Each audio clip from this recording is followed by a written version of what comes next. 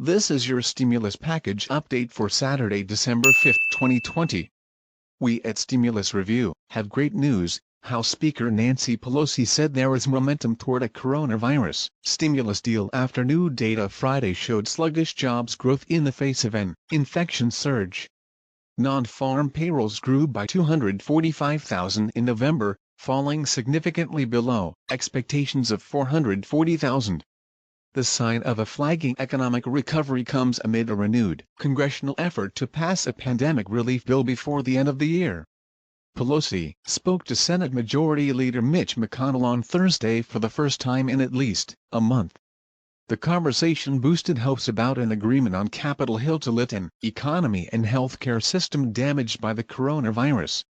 The California Democrat said she and the Kentucky Republican agreed they want to attach aid measures to a must-pass government funding bill. If they can resolve outstanding issues with that legislation, lawmakers need to approve a spending plan by December 11 to prevent a government shutdown. The tone of our conversations is one that is indicative of the decision to get the job done, Pelosi told reporters at the Capitol. Democratic leaders, who have for months called for a sweeping package to boost the U.S. economy and healthcare system, cited the jobs report as new justification for Congress to act.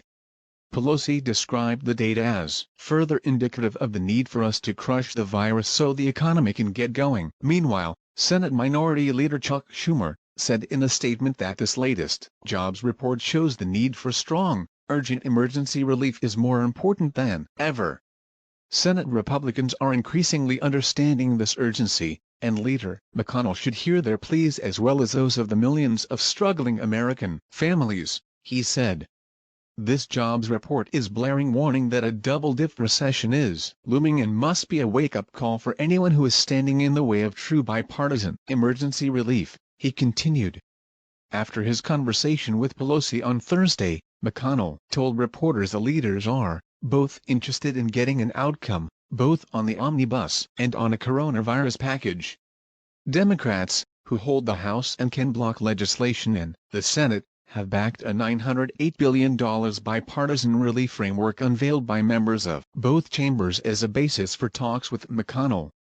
The leader of the GOP-controlled Senate wants to pass a more narrow $500 billion aid plan. President-elect Joe Biden echoed the Democratic congressional leaders Friday after what he called a grim jobs report.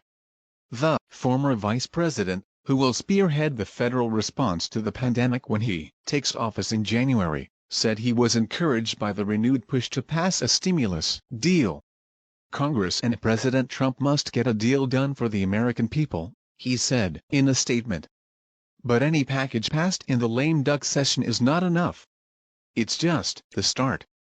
The sides still need to hammer out disagreements over issues including unemployment insurance, support for state and local governments, education funding, and liability protections for businesses. Biden previously called the bipartisan framework a good start. Pelosi said she agrees with his assessment. She noted that it's not everything we want, and Democrats will likely push for more aid when Biden takes office on January 20.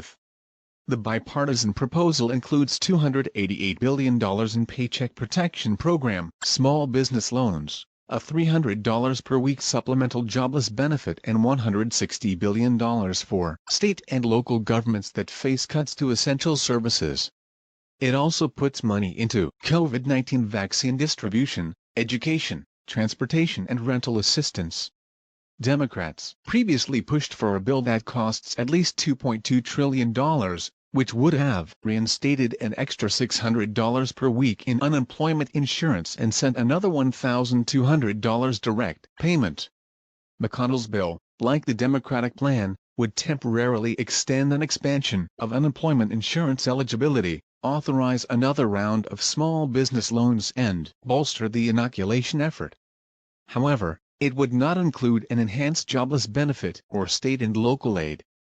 It also would offer businesses a shield from COVID-19 lawsuits. It is unclear how much the jobs report will affect the contents of a relief bill, or how quickly Congress can pass it. Senator John Barrasso of Wyoming, the third-ranking GOP member of the chamber, cited Friday's jobs report as a testament to the strength of his party's economic policies. In a statement, he called for targeted relief for families in Wyoming and across the country centered around PPP loans and COVID-19 vaccine distribution funds. "We don't have time to waste," Barroso said. About 12 million people will lose unemployment benefits after Christmas if Congress fails to extend provisions passed earlier this year. More than 20 million people are receiving some form of unemployment insurance as the economy struggles during the outbreak. Protections from eviction and a federal student loan payment moratorium will expire at the end of the year. The White House has generally downplayed the extent of the economic pain in recent months. Still, National Economic Council Director Larry Kudlow called for a targeted relief plan on Friday. Speaking to CNBC, he said the discussions on Capitol Hill seem to be making progress. Meanwhile, on another front, President-elect Joseph Biden said that another round of coronavirus stimulus checks for U.S. families may still being played. "I think it would be better if they had the $1,200 payment to families," Joseph Biden said when asked at a press conference to respond to criticism about a new COVID-19 plan revealed this week as a starting point for the latest round of negotiations on Capitol Hill. Biden added, "And I understand that may be still in play. But I'm not going to comment on the specific details. The whole purpose of this is, we've got to make sure the people aren't thrown out of their apartments, lose their homes, are able to have unemployment insurance that they can continue to feed their families on as we grow back the economy." We at Stimulus Review believe that stimulus is definitely on the way in the near future. Stay faithful and please like and subscribe at the bottom of the page, as this will allow you to receive immediate updates.